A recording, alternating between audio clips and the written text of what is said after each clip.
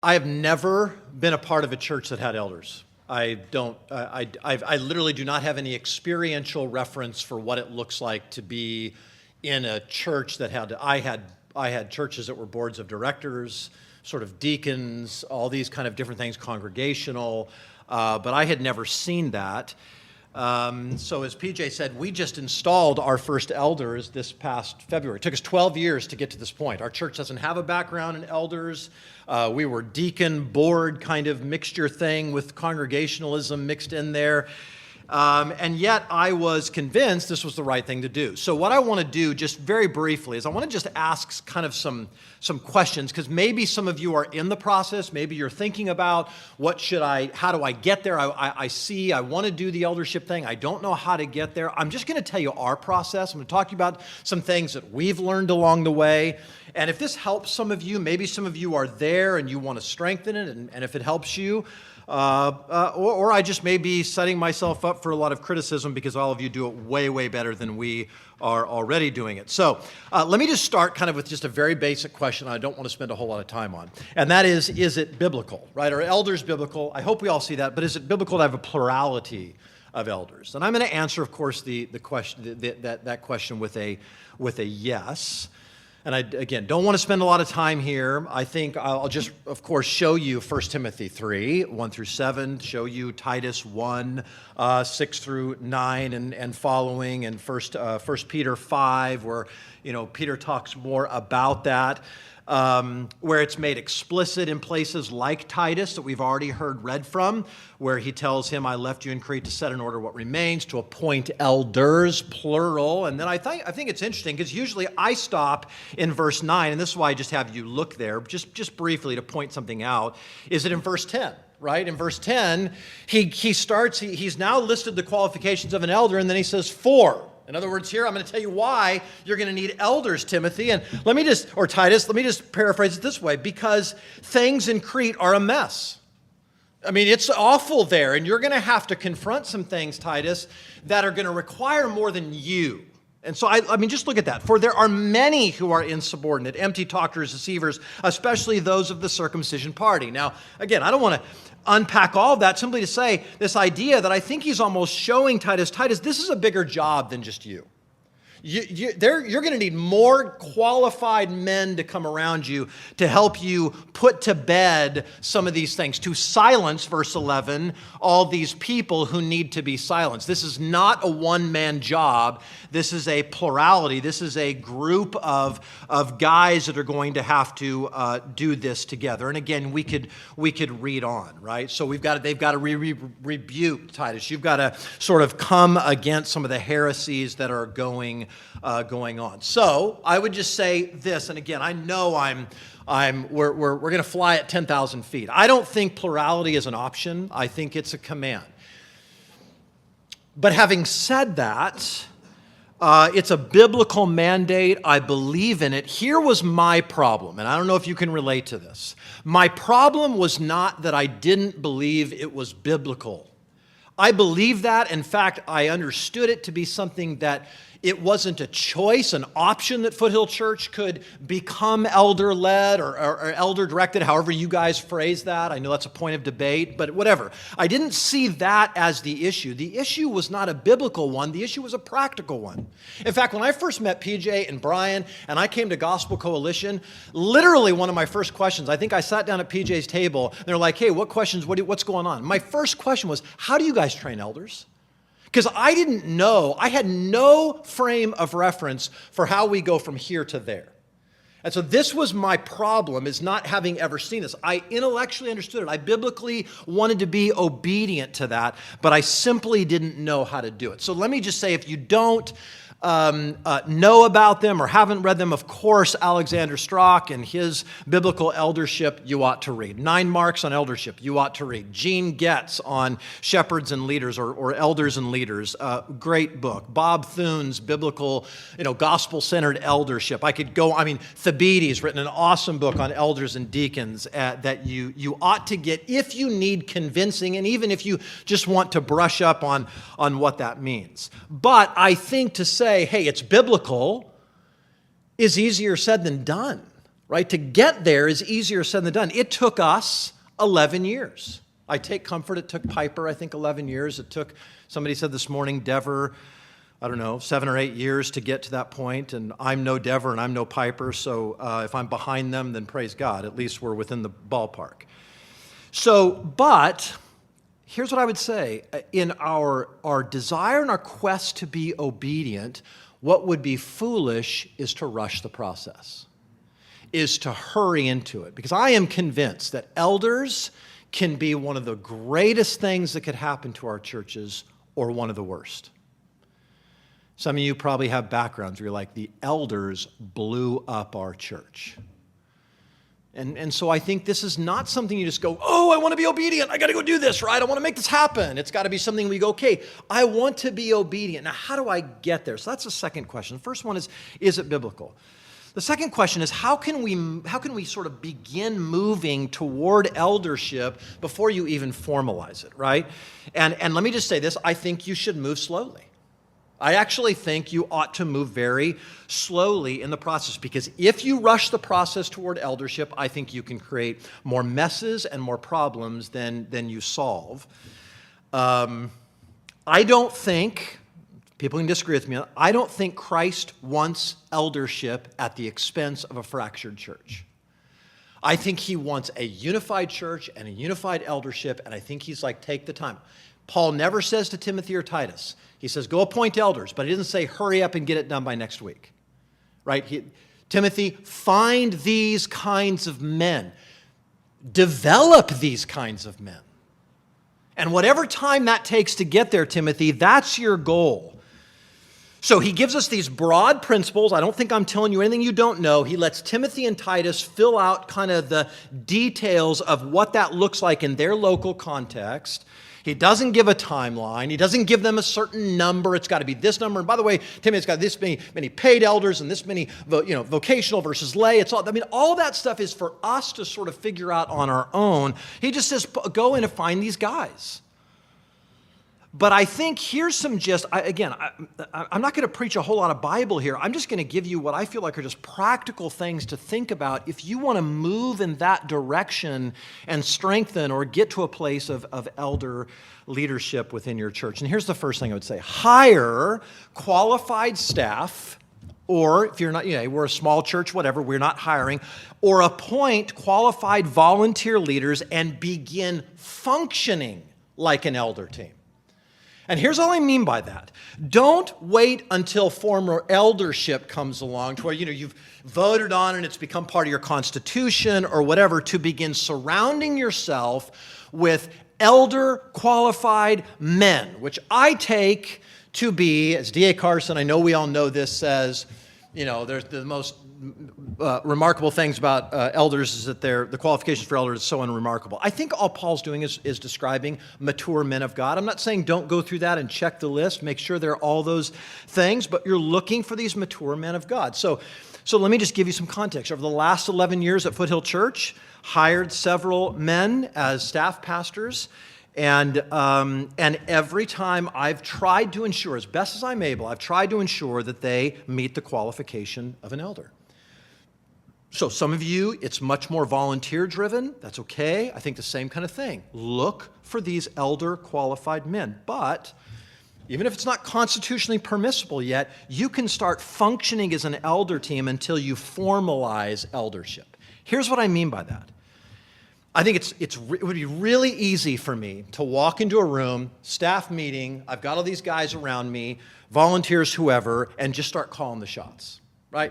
I have the idea, I have the vision, and I want you all to follow my lead. Rather than walk in and say, no, I want to even submit. Even now, I want to lay down the authority that God has given me, submit to the wisdom that God has given this multitude of counselors, and begin functioning like that even before we get to it formally. So I think in some sense you've got to be willing to go, hey, it doesn't have to be constitutionally mandated for us to try it to at least begin functioning like this. So you willfully set aside your authority to let other guys in the process. So you hire these guys, you appoint qualified elders, leaders, and begin functioning as an elder team. Number two, moving toward eldership is teach core leaders.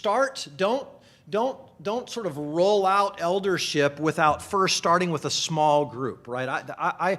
I'm really convinced of the power of leadership, of starting really small and letting things bleed out in sort of larger concentric circles, right? So that if your core leaders are not convinced, the rest of the congregation isn't going to be convinced, right? And they're not going to be ready until those key leaders are on board. So, of course, read the books that I talked to you about together. Get together and start discussing eldership. Start looking at the advantages, disadvantages. Get them thinking eldership within your church.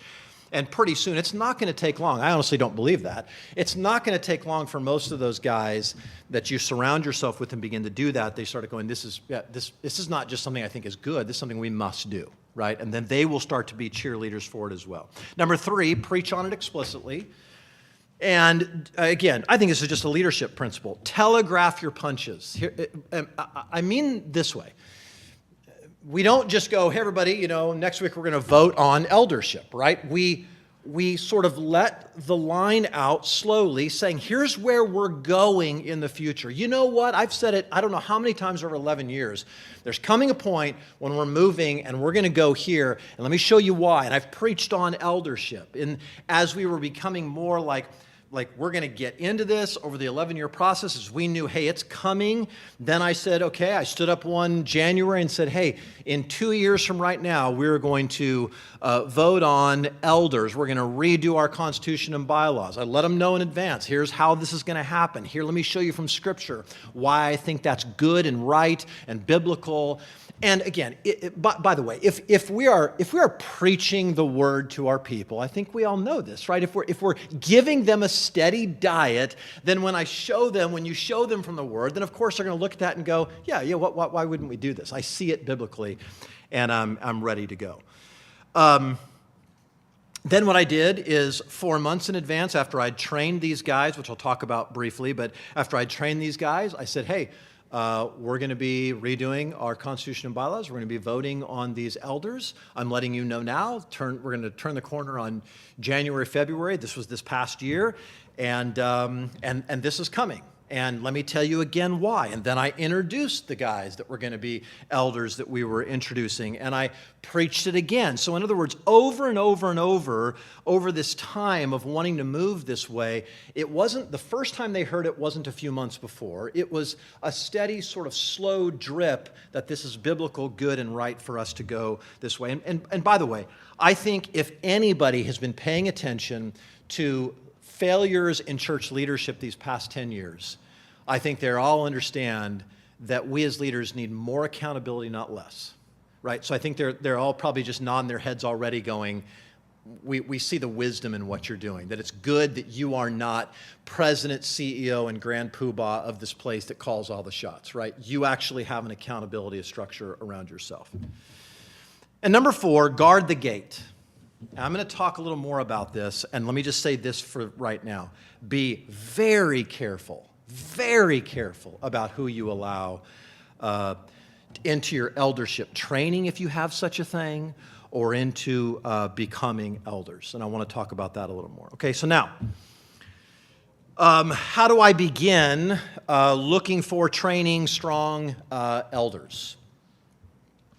So let me give you some things again that we've thought about. Okay, number 1, under that question, how do I begin building a strong elder team? Here's the first thing you look for. In my opinion, the first thing you want to look for is simply what we would call a portfolio of faithfulness.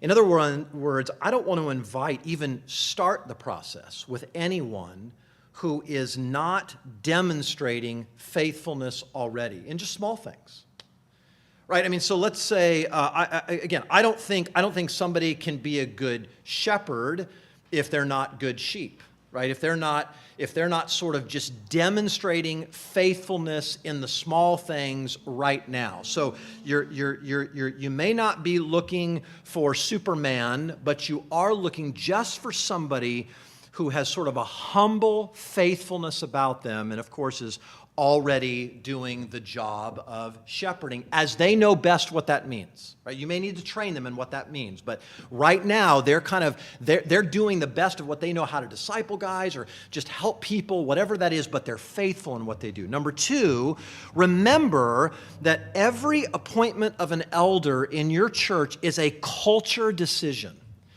And this to me is massive. I don't believe, and some of the other guys, and maybe you will disagree with me, I don't believe that every person who checks the biblical boxes that Timothy, Titus, and 1 Peter gives us should be an elder on your team, my team, because they may be bad for the culture. So you've maybe heard the sort of leadership quote, culture eats strategy for breakfast. You've heard this, right? And that is that strategy, you may have the grandest strategy, we know what we want to do, but it will never happen if you don't have the culture to support it. And I think this is often where eldership breaks down, because we bring people inside, we allow them to come into eldership that truthfully shouldn't be there, because they are destructive to the culture that's been created. So what we do, some of you have heard character, competence, calling, whatever those things are. I'm gonna talk about that briefly, but let me give you 5 C's, not just 3, that I think we ought to look for, certainly what we do, and we've decided at Foothill Church that we're going to look for as we're trying to build this strong elder team. So again, portfolio of faithfulness, remember that you're making a culture decision, and number 3, look for these 5 C's. Here's the first C, calling, okay? Plain and simple. First and foremost, gospel call to salvation. Not only do they have, there's been this gospel call, but they can explain how God called them to himself. They can articulate the gospel. But I think it's more than that. It's not just I'm called to be a member of the kingdom of God, of God's household. I'm also feel a calling to this specific work, these specific people. And I think that calling is sort of an intense, all-absorbing call to the work of shepherding God's people in this particular local church.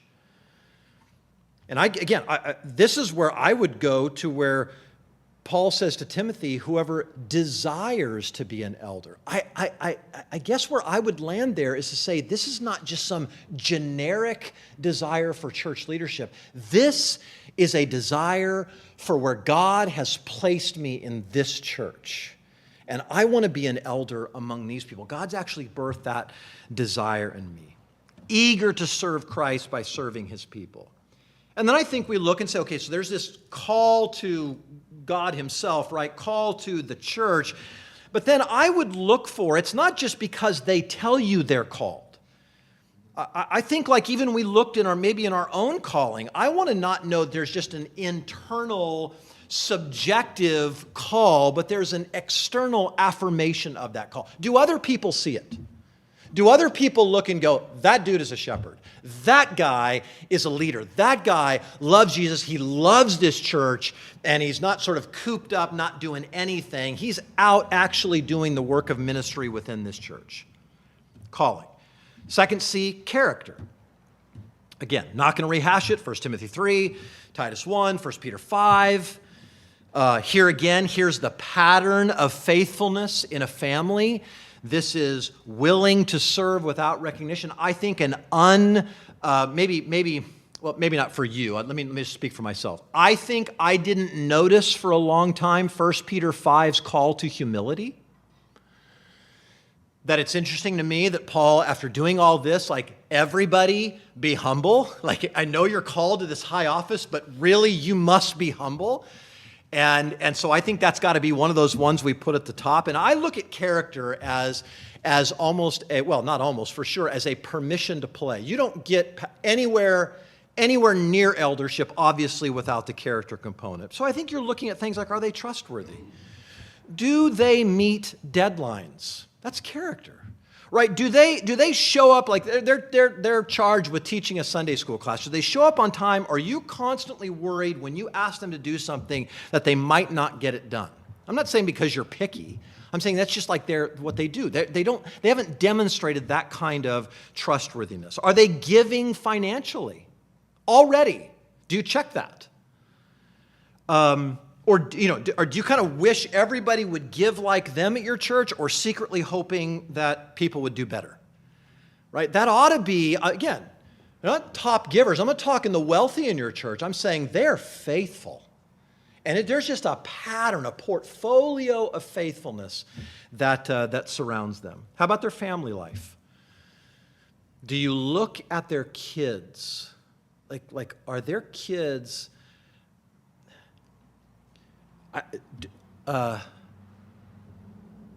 an elder's kids better be behaved. They better behave well. I know we're not people that say, we want gospel-centered kids. Thank you, Brian, for pointing all that out, right? I mean, we do want that. We want kids we're not simply after behavior, but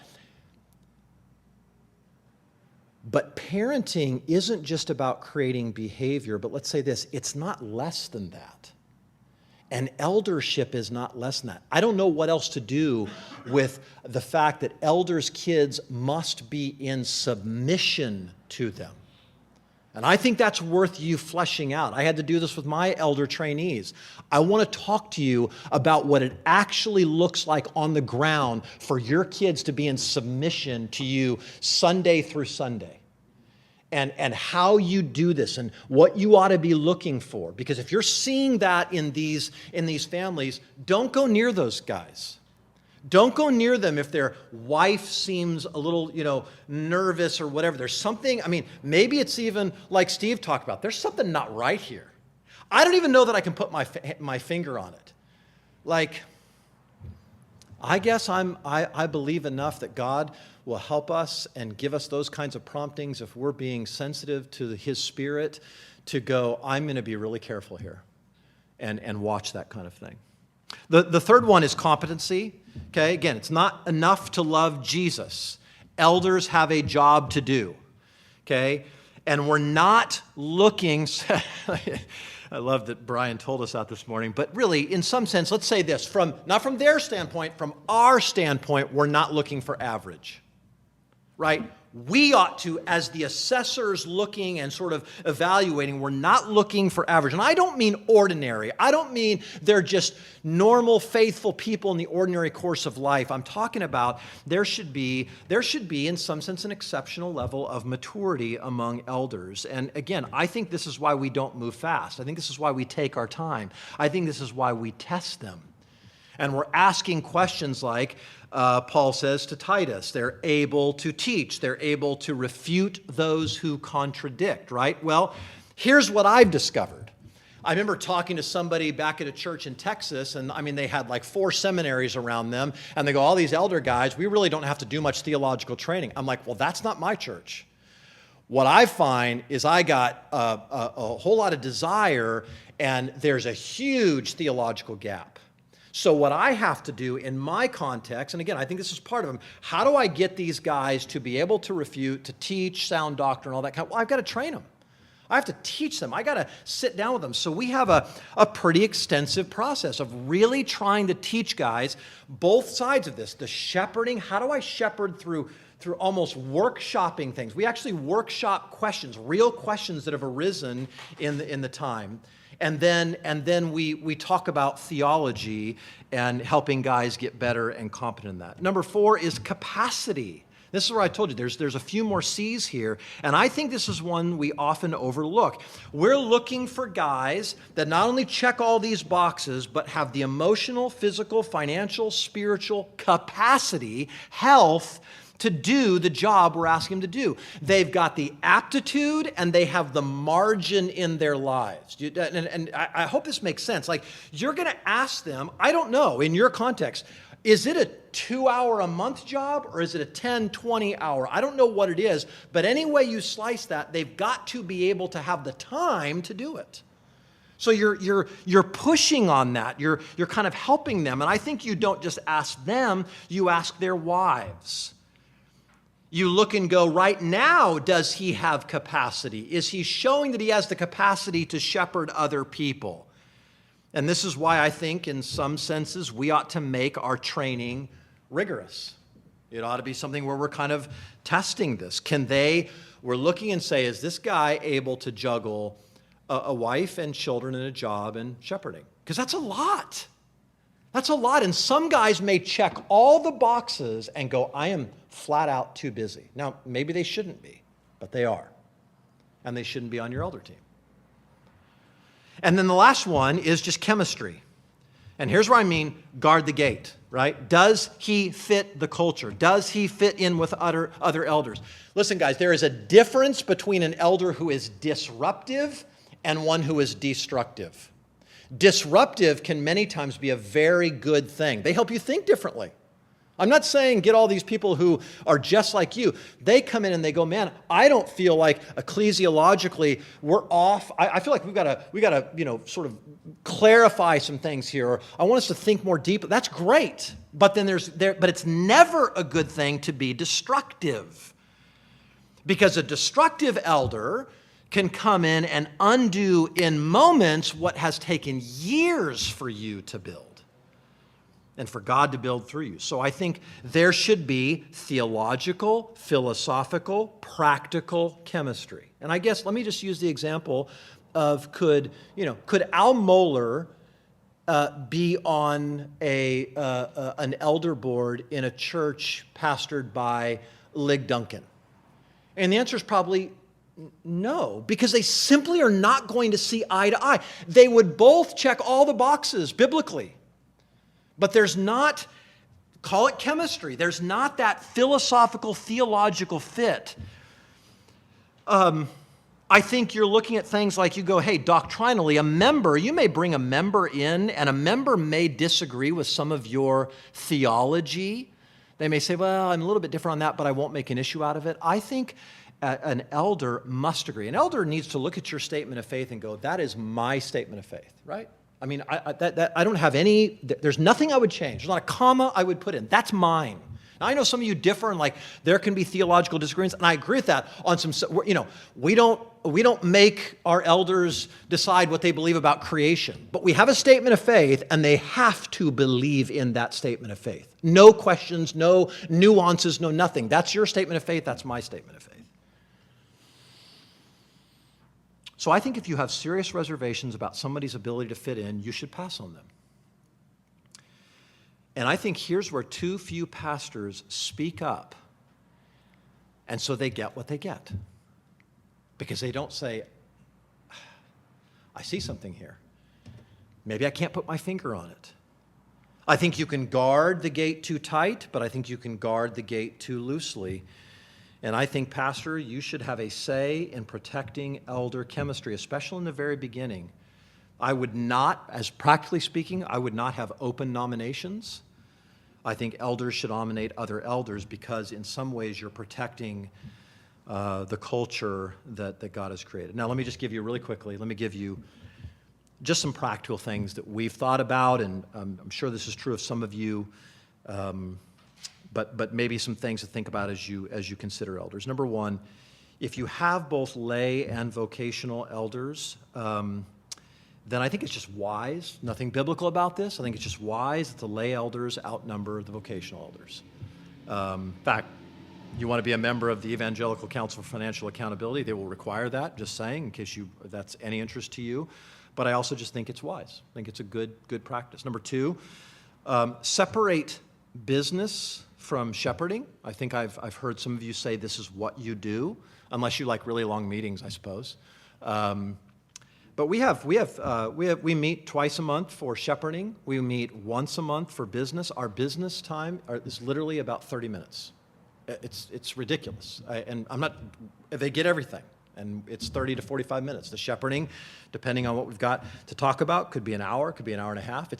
I don't think I've ever had a 4-hour meeting. Not ever. Now, again, I'm not saying if you have that, that's wrong of you. I'm just saying I think you can separate some things and you don't have to do that. And I think then there ought to be probably a time for sort of just care among the elders, and we do that. I meet with the elders every single week, simply for sort of personal intercare between us. And then finally, just enjoy the process, right? Don't rush it. Establish elders slowly, carefully. Choose the right men. Spend time with them. Train to their deficiencies. I honestly believe that there are elders already in your church. In some ways, our job is merely to find them, but I think sometimes that finding may mean that they need to be trained in doctrine, they may need to be trained in pastoring and philosophy of ministry, counseling, whatever it is. And I know for us that by taking the time that we did, we're still very young in this and learning, and I would love to hear from many of you who have done this more years than we have. But it's been a real joy. It's been a real joy now to go to adopt this sort of much more biblical model of leadership within our church, to bring around us the right guys, humble guys, godly men who really aren't there for any kind of power or anything, but simply to serve God's local church. And I think by taking the time we've taken, it's really become a really precious thing within our church. And I'm grateful that God led us that way. Father, we love you. Thanks for this time together. Thank you that you love your church, and thank you that Lord, many times we feel this urgency to hurry up and be obedient to you, and that's good and right. But God, I pray, especially when it comes to something so crucial as elders, that we would just be careful and circumspect and think deeply and biblically as you help us grow in unity with one another, and